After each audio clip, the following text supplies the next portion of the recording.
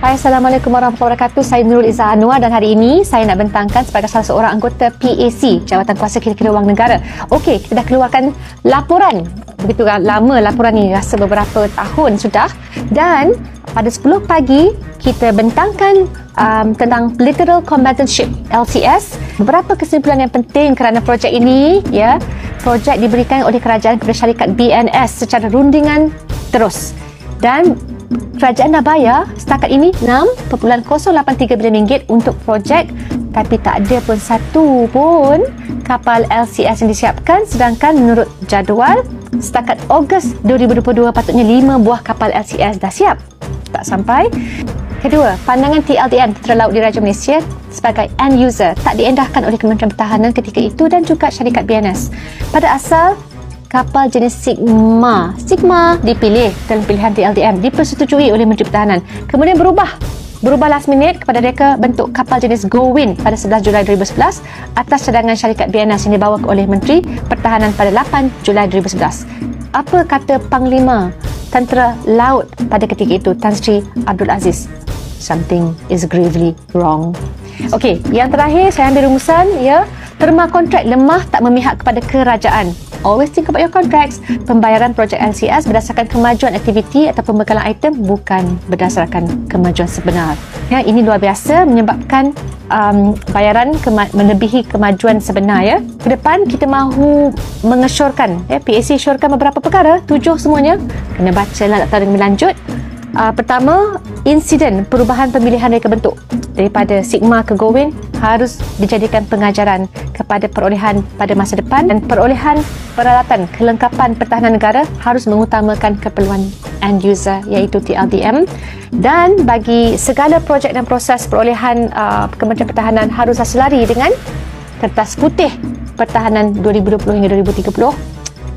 Kementerian juga perlu memastikan perancangan perolehan kenteraan yang substantif harus diberikan pembentangan perancangannya dengan Jabatan Kuasa Khas Parlimen Pertahanan dan Keselamatan dan SPRM, Suruhanjaya Rasuah Pencegah Rasuah Malaysia. Kita mahu mereka mengambil tindakan terhadap segala penemuan laporan PAC, laporan JKST UPKK. Kena baca lagi untuk tahu apakah akronim yang sangat panjang itu, dan laporan pengauditan forensik dengan kadar segera. Kita nak pendakwaan berlaku secepat mungkin. Setakat itu saja, jangan lupa ya nak muat turun www.parliament.gov.my/PAC.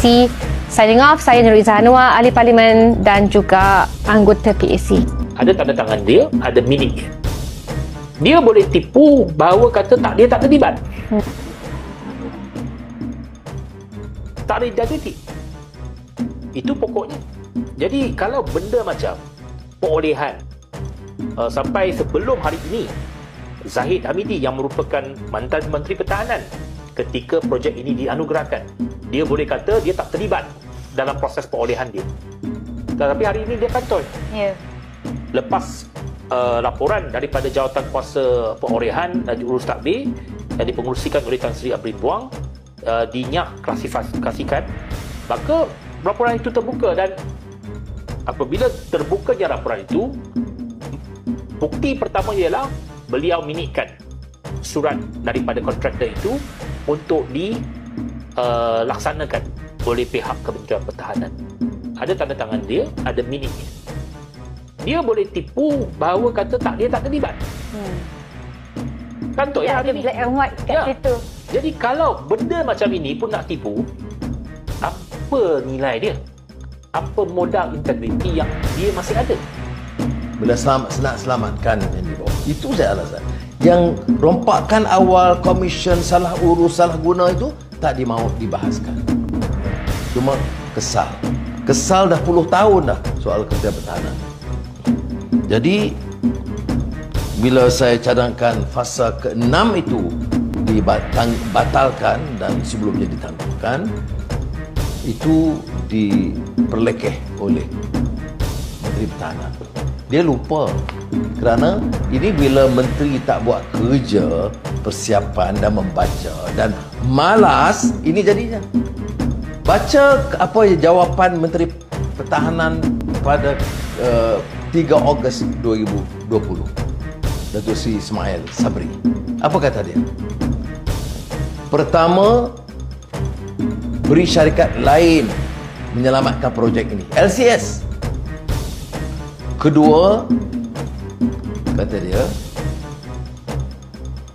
tangguhkan beberapa fasa dan tamatkan fasa yang akhir. Itu yang saya tegaskan. Tapi bila menteri tak buat kerja dan lembab, inilah jawapan dia di Parlimen. Dia bercanggah dengan Menteri Pertahanan. Kerana bila Ismail Sabri, Datuk Seri Ismail Sabri keluarkan kenyataan itu berdasarkan laporan jatuh kuasa peringkat tertinggi Kementerian Pertahanan yang menunjukkan masalah-masalah ini. Malah option ketiga yang disebut oleh Perdana Menteri sekarang pada tahun 2020, 3 Ogos, ialah batalkan projek dan minta yang lain ambil alih. Jadi saudara,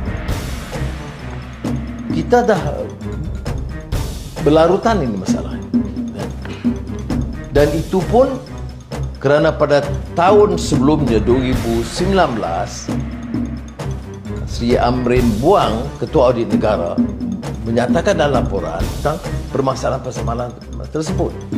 Dan sekarang ini kita dikejutkan lagi dengan laporan jatuh kuasa kira-kira wang negara, PAC. Kalau menteri buat kerja, dia baca laporan 2019 Ketua Audit Negara, dia baca laporan 2020, dia tahu masalah ini lebih berat daripada apa yang dia cuba selindung daripada masyarakat awam. Jadi bagi saya, kita tak boleh tutup kes ini dengan mudah. Siapa bertanggungjawab? Pertama, mengapa selalu dalam perolehan besar ini, perolehan terbesar dalam negara dan Kementerian Pertahanan, 9 bilion ringgit, mengapa tidak ada tender? Dan siapa yang putuskan? Perdana Menteri Datuk Seri Najib ketika itu mesti jawab. Menteri Pertahanan Datuk Seri Zahid Hamidi dan Datuk Seri Syamuddin Hussein On harus menjawab. Dan jangan ada alasan siasatan belum beres. Kerana siasatan harus bermula pada tahun 2019 atau sebelumnya. Siasatan SPRM harus rapi. Bukan saja setakat lihat satu dua salah laku, tetapi melihat keseluruhan commercial deal yang menyebabkan masalah seberat ini. Kita tahu ada peranan CEO, tetapi saya tidak fikir perolehan sebesar ini dilakukan tanpa complicity atau sekongkolnya pengurusan dengan menteri dan Perdana Menteri. Inilah nasib rakyat kalau masih diselindung daripada kebenaran. Pencerahan harus diberikan dan saya syukur, alhamdulillah, ramai kalangan pimpinan sekarang yang terus membuka dan jadikan isu perolehan Kementerian Pertahanan isu besar negara. Saya ingin menggesa pengurusan dan pegawai Kementerian Pertahanan dan juga Ketua Terus Angkatan Tentera, Laut, Udara dan Darat harus diberikan peranan yang lebih menentukan mutu perolehan Angkatan Tentera.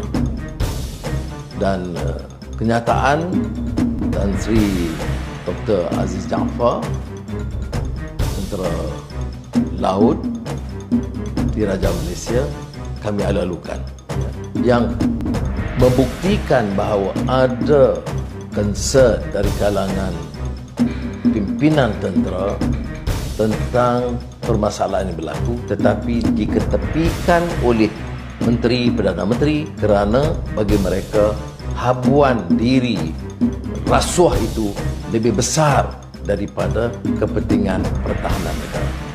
Terima kasih. kita perlu ingat siapa yang mengalihkan tiang gol. Orang sama yang berkongsikan dan berkempen kata bahawa LCS ini lebih teruk rasuah dan penyelewengannya dari 1MDB. Yang pelik bin ajaibnya, orang sama yang menuntut perkara ini kini ingin mengambil tindakan ke atas saya kerana membangkitkan isu LCS dan inginkan perbahasan ini dan tidak inginkan isu ini didiamkan selepas pilihan raya. Saya bangkitkan isu ini kerana isu ini adalah isu yang teramat penting dan mustahak. Saya dibesarkan oleh atuk yang berkhidmat dalam tentera laut diraja daripada umur mudanya sampai dibesara, dan saya ingat nasihat atuk saya bahawa frontliners utama negara kita adalah mereka dalam bidang ketenteraan yang menjaga kedaulatan negara. Pada peringkat awal 9 bilion ringgit dinaikkan kepada 11 bilion, kini 11.2 bilion ringgit, dikurangkan spek daripada 6 kapal ke 5 kapal. Dan adakah kita menunggu laporan PAC sebelum kita naikkan harga dan kurangkan jumlah kapal? Tidak. Ia tetap dibuat oleh kerajaan yang baru. Katakan sebelum pilihan raya akan ambil tindakan undang-undang. Kita akan terus tangkap, humban mereka dalam penjara. Rakyat turut bertanya, siapa ni yang kita nak humban dalam penjara?